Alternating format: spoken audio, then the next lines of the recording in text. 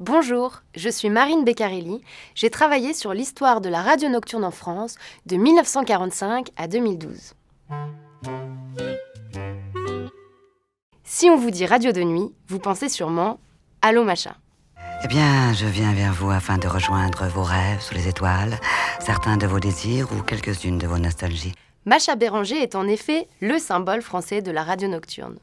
Pendant près de 30 ans sur France Inter, entre 1977 et 2006, l'émission Allô Macha diffuse chaque nuit les confidences d'anonymes qu'elle encourage de sa voix grave. Mais la nuit est propice au développement de bien d'autres programmes radiophoniques originaux. D'une part, les enjeux d'audience sont moins forts qu'aux heures de grande écoute.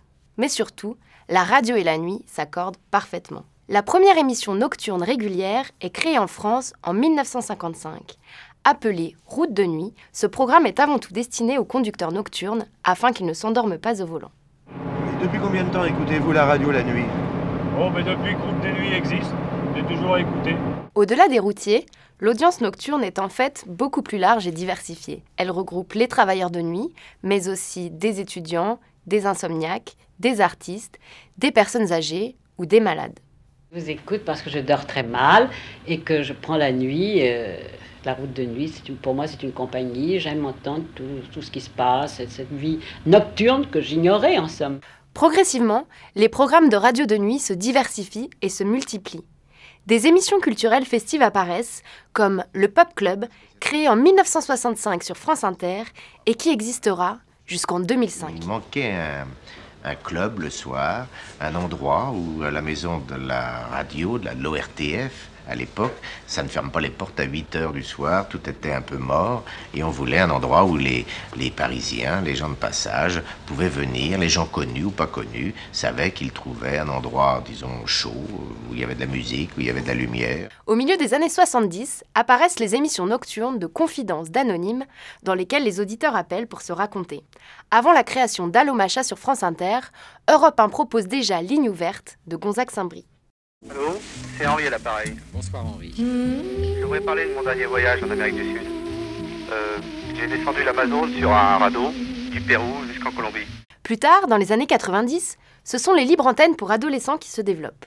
Une émission bien rodée où le doc joue le rôle du médecin sérieux, tandis que de son côté, Diffoul joue celui du copain à l'esprit paillard. Je ne sais absolument pas comment réagir, répondez-moi vite, Doc. Il y a d'autres jours dans le mois et dans la semaine, et puis il y a d'autres Saint-Valentin.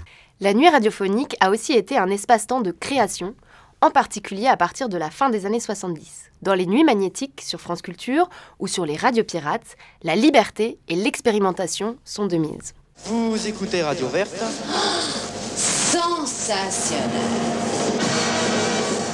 Bonsoir, vous êtes à l'écoute de Radio Verte sur 99 MHz comme tous les soirs, il est 22h30. Vous nous entendez donc, Radio Verte qui est une station ni interdite ni autorisée. Aujourd'hui, pour des raisons économiques et parce qu'avec les podcasts, l'écoute de la radio a changé, il n'existe quasiment plus de programmes de radio nocturne en direct. Passé minuit ou 1 heure, ils sont remplacés par des rediffusions de la veille ou de la musique enregistrée. Pourtant, l'univers de la radio nocturne continue d'inspirer les imaginaires. Désormais, tous les samedis, je serai votre oreiller, vous serez mon édredon. Et pour varier les positions, parfois même, je serai votre édredon et vous serez mon oreiller.